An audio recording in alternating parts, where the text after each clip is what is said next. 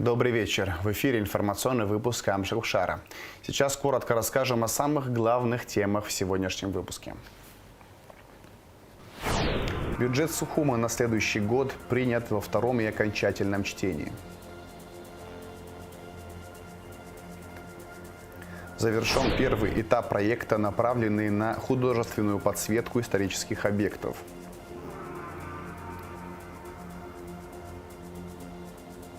Что подготовило для телезрителей абхазское телевидение и какими программами мы порадуем вас в новогодние дни? Приоткроем секрет в сегодняшней программе.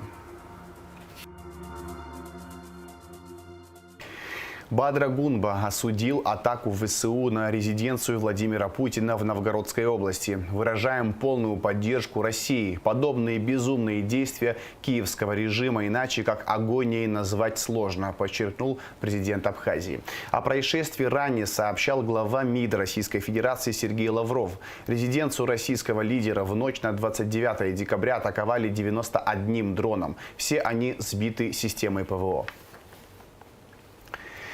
По всей республике с утра 30 декабря продолжались ремонтные работы на линиях электропередачи, поврежденные в результате непогоды. Одновременно работы велись в селах Кудаутского и Чимчирского районов – Дурипш, Мысра, Блабырхуа, Арасадзых, Губ, Джгерда и Атара.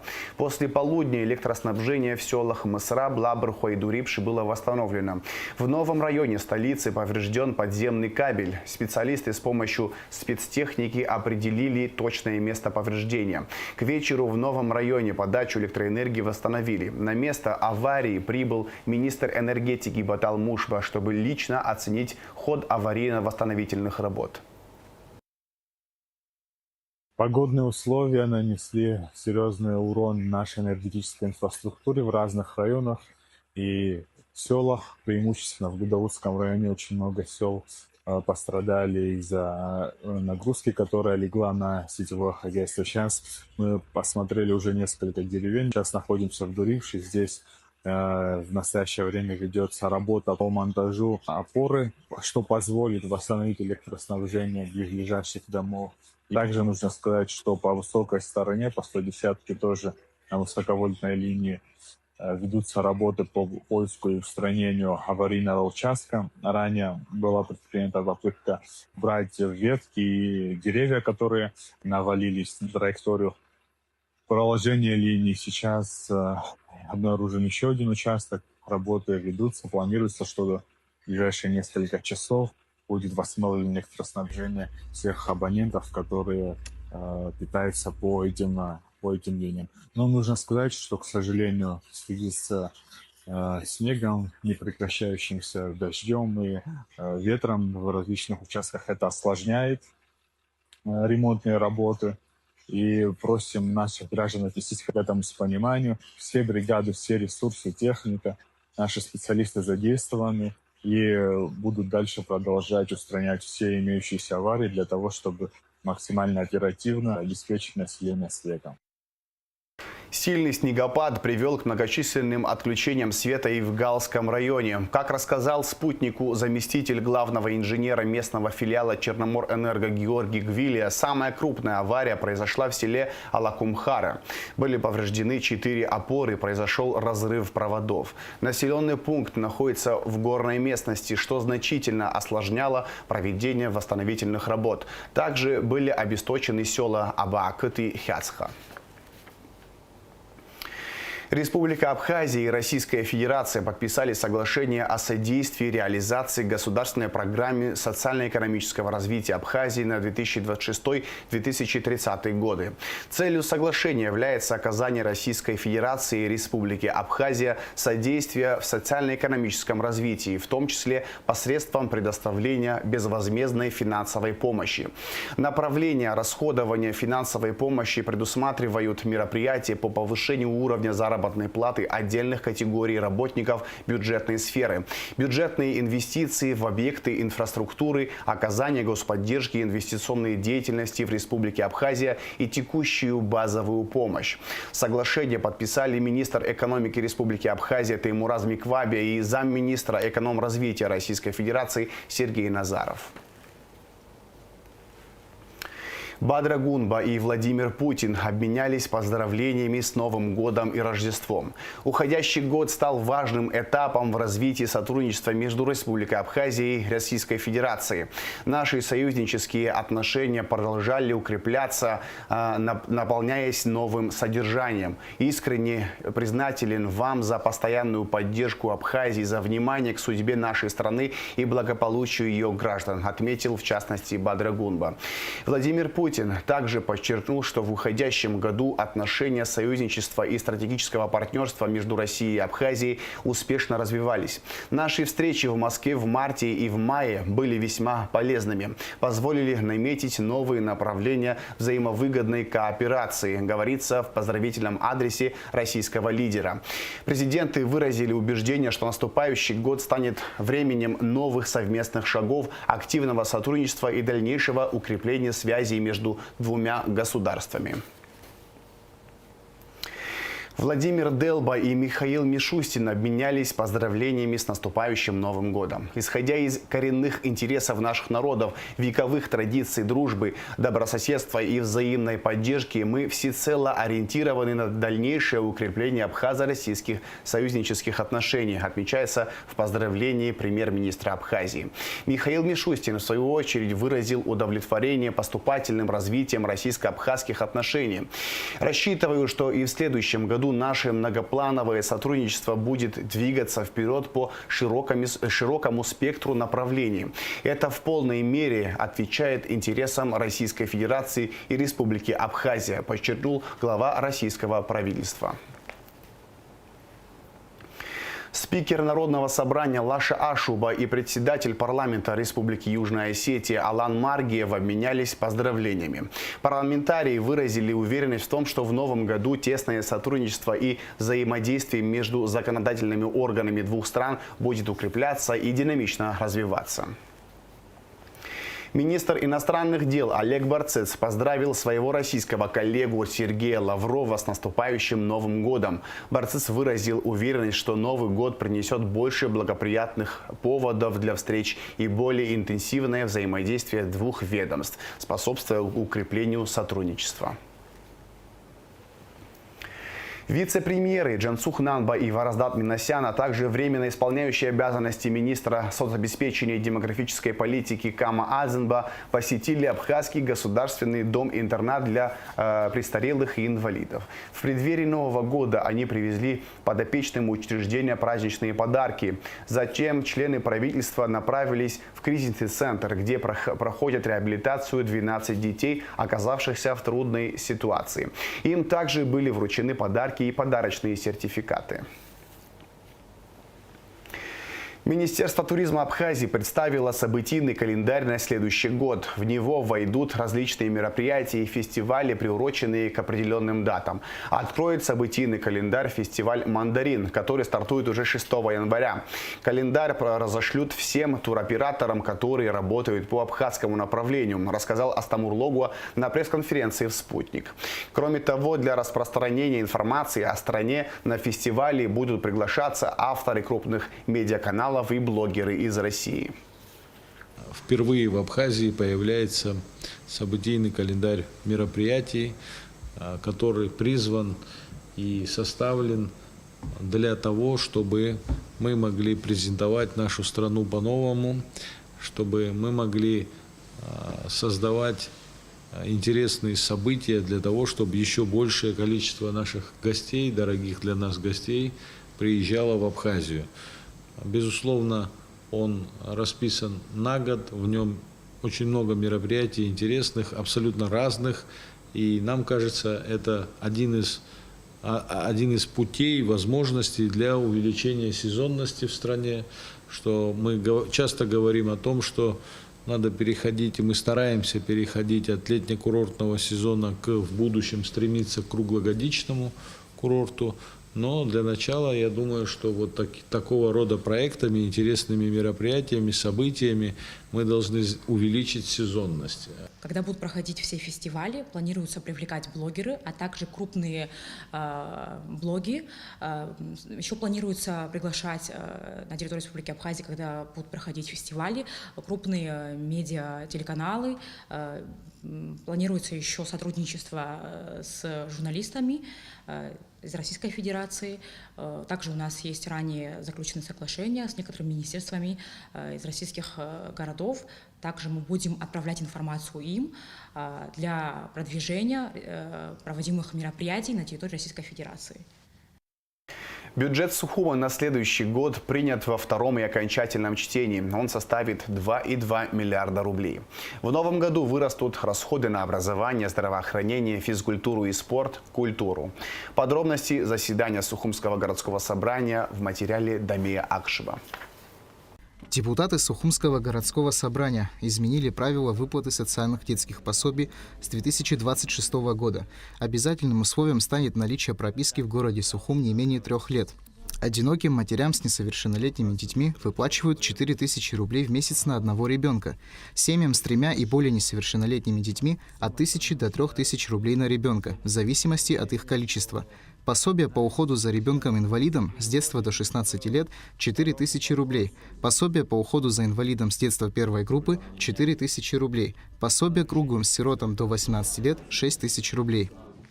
Возможно, конечно, это не совсем приятное решение, но это решение, которое позволит сохранить пособия и своевременно их увеличивать для горожан города Сухум. В первую очередь, конечно, мы должны думать о них, мы должны думать о одиноких матерях города Сухум, о инвалидах города Сухум, да, многодетных семей. Потому такое заградительное решение по моей инициативе, по инициативе комиссии по здравоохранению было предложено. На заседании также рассмотрели проект бюджета города Сухум на 2026 год. Он составил 2 миллиарда 200 миллионов рублей, что на 174 миллиона больше по сравнению с 2025 годом. Вырастут расходы на образование, здравоохранение, физкультуру и спорт-культуру. Также планируется повышение заработных плат бюджетникам. Средняя зарплата прогнозируется на уровне 21 512 рублей. После обсуждения проект был принят во втором окончательном чтении. На образование предусматривается в размере 806 миллионов 461 тысяча. Рост составляет 61 миллион. Здесь рост обусловлен тем, что будет повышение заработной платы педагогическому персоналу на 10%. Именно в средних школах педагогический персонал. На здравоохранение предусматривается 196 миллионов 858 тысяч рублей, что на 42 миллиона 630 тысяч больше показателей текущего года. Здесь также повышение идет по врачам, по среднему медперсоналу. Вот. Зарплата повышается у них, заработная плата. По культуре и искусству сумма предусматривается в размере 33 миллионов 617 тысяч рублей, что на 3 миллиона больше. Здесь также предусматривается рост заработной платы по библиотекарям. Физкультура и спорт. Предусматривается сумма в размере 92 миллионов 466 тысяч, что на 19 миллионов 875 больше по показателям текущего года. Здесь также идет рост заработной платы по тренерскому составу полностью по городу. Также еще увеличили здесь сумму на спортивные мероприятия и на молодежные мероприятия. Вот. Социальная политика. Сумма предусматривается 88 миллионов 756 тысяч рублей. Она, в принципе, соответствует этому году. Изменения, принятые городским собранием, вступают в силу с 2026 года. Дамей Акашба, Ахра Амичба, Абхазское телевидение. Муса Экзеков награжден знаком отличия за заслуги перед Санкт-Петербургом. Как сказано в постановлении, подписанном губернатором Санкт-Петербурга Александром Бегловым, награда присуждена за значительный вклад в развитие предпринимательства, активную общественную и благотворительную деятельность. На протяжении многих лет Муса Хавалевич реализует масштабные культурные, образовательные и социальные проекты в северной столице КЧР и Абхазии. Как меценат оказывает поддержку музеям, научным и культурным центрам. В основе нашей деятельности как в Санкт-Петербурге, так и в Карачаево-Черкесии и Абхазии лежит задача укрепления общества на основе традиционных ценностей, сохранения исторической памяти и развития культуры, поддержки спорта, семьи и детства. Я благодарен губернатору Санкт-Петербурга за высокую оценку этой работы, отметил Муса Экзеков. Завершен первый этап проекта «Свет культуры в каждом штрихе». Проект направлен на художественную подсветку исторических объектов. Идея принадлежит финалистам и победителям конкурса команды Абхазии. Тему продолжит Нала Чхинджери. Где, как ни в Абхазии, много исторических зданий и памятников архитектуры. Осуществить художественную подсветку в ночное время суток древних храмов. Такую задачу поставили перед собой финалисты и победители конкурса команды Абхазии. В рамках реализованного проекта «Свет культуры в каждом штрихе» были подсвечены Бедийский, Пакуашский и Моквский храмы. Первым объектом из тех, где мы смогли осуществить такую художественную подсветку, стал храм в селе Моква. Удалось на некие сэкономленные средства реализовать художественную подсветку храма в селе Пакуаш. Это храм с большой историей. Храм небольшой, но, на мой взгляд, получилось неплохо. Самое главное, что мы успели реализовать в текущем году, большую работу, связанную с художественной подсветкой храма в селе Бедия. Да, знаменитый наш Бедийский храм, который виден с разных сторон, сдалека. И мне кажется, такая работа, такая подсветка, это, конечно, первый шаг на пути к восстановлению этого храма, но, тем не менее, первый шаг значимый, на мой взгляд, он сделан. И сделан он инициативными молодыми людьми. Инициатива поддержана президентом, и команда Абхазии дальше будет реализовывать подобные проекты. Данный проект был презентован президенту страны Бадри Гунба, который, в свою очередь, поддержал инициативу создания художественной подсветки исторических зданий.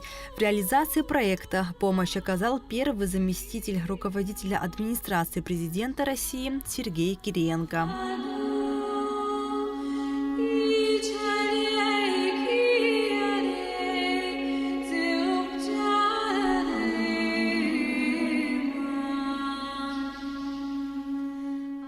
В рамках образовательной программы конкурса команды Абхазия был презентован проект «Свет культуры в каждом штрихе», в рамках которого мы собирались и уже реализовали художественное оформление стен и художественная подсветка зданий историко-культурного наследия. Большинство зданий уже подсвечено. Те, которые мы не успели, обязательно в начале следующего года все будет завершено. Изначально проект «Свет культуры в каждом штрихе» был направлен на подсвечивание значимых комплексных объектов, но после многочисленных отзывов и обращений жителей сел, где имеются храмы, было решено пересмотреть первоначальный план. Выходцы из названных сел отметили значимость данного проекта. В Абхазии много сел, но не в каждом селе есть храмы, тем более поддающиеся, готовые к восстановлению. И вот в селе Пакуаш есть такой храм, и выходцы и жители села начали этот процесс. Очень большое количество людей подключилось к нему, и организаций тоже. На сегодняшний день выполнено порядка 40-50% восстановительных работ. К примеру, мы уже полностью восстановили часовню, купили колокол, повесили колокол. И отдельно хотел бы поблагодарить Георгия Габуния и команду Абхазии за то, что они проявили инициативу и оказали поддержку в освещении внешнего фасада храма. Эта картинка радует глаз жителей города Пакващ. Спасибо им большое. Начало восстановления храма святого Георгия Победоносца в селе Пакващ – это не только акт возрождения духовной святыни, но и живой памятник национальному единству, мужеству и памяти предков. Проект символизирует связь времен и объединяет память о прошлых поколениях и созидательную энергию ныне живущих молодых людей в нашей стране. В рамках проекта также был подсвечен Дом культуры в городе Гал. У финалистов команды Абхазии еще много планов. К примеру, подсветить храмовый комплекс в Пицунде, Гудаутский железнодорожный вокзал и несколько объектов в Сухуми. Нала Чхиндерия, Милана Агрыба, Ильдар Дамиров, Абхазское телевидение.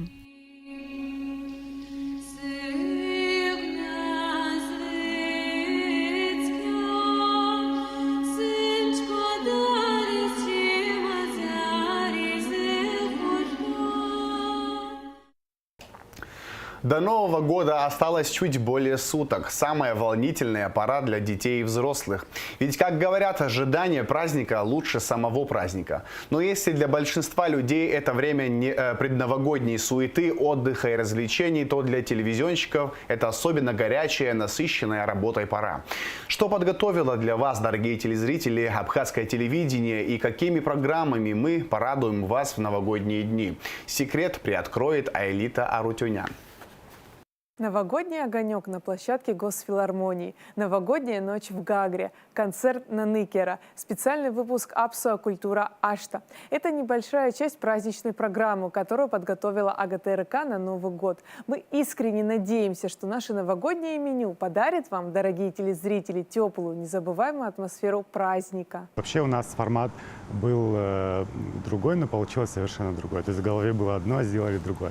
Мы думали о том, чтобы пригласить каких-то именитых гостей, которые были у нас в течение года, которых мы выделили, но в связи с тем, что у каждого из них работа, не знаю, кто-то уехал, кто-то еще что-то, и мы решили это сделать внутри нашей редакции, внутри нашей семьи. Во-первых, нам год подарил очень много операторов, 2 оператора новых у нас есть корреспондент новый, и мы хотели как-то вот с ними этот год отпраздновать, это утро новогоднее, поэтому мы поговорили о том, что было, как было, почему так было и что нас ждет в будущем. Редакция Шижибзия подготовила праздничную программу Наныкера. Главная цель – открыть новых артистов, которых в республике знают не так хорошо. Зрителей ждет много сюрпризов и хорошей музыки. У нас традиция есть звать гостей, это определенные гости, которых мы зовем, но в этом году мы еще и от бизнес-сообщества пригласили человека. Очень много должно было быть высокопоставленных чиновников, но их в этот день пригласили в Москву, они должны были улететь, поэтому из гостей это традиции в основном, там 2 человека только будет новеньких.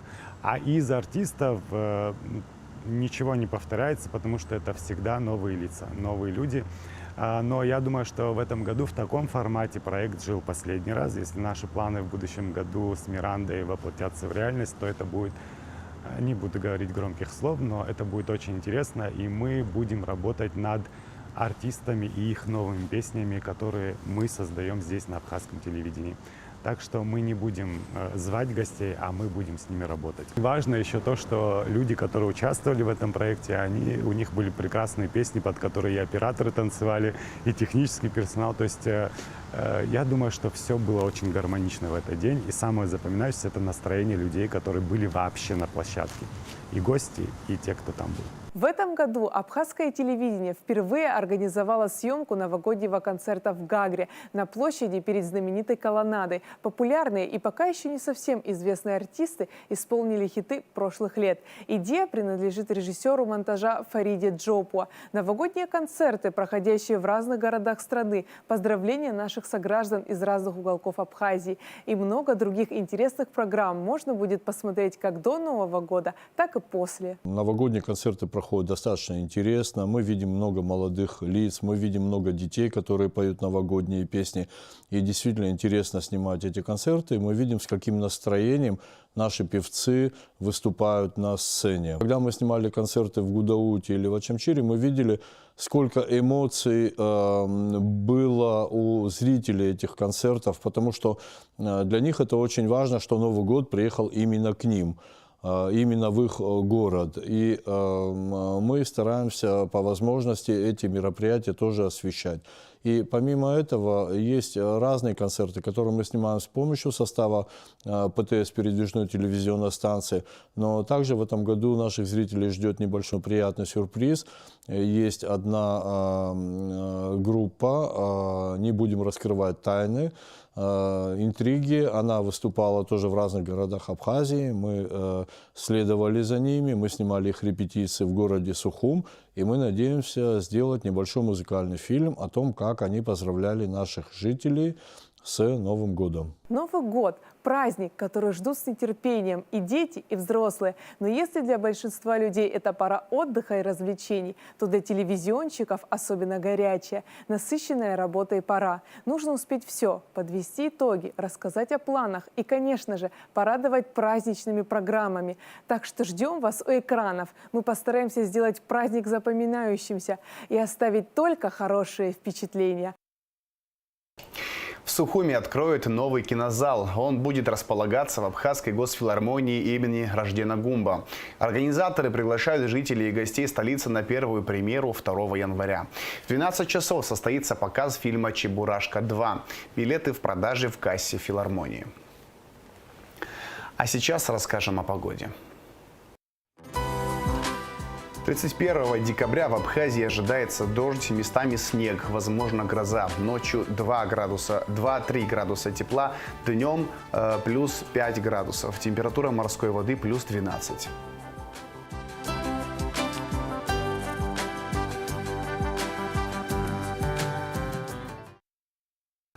На этом информационный выпуск Амшакшара подошел к концу. Всего хорошего, до свидания.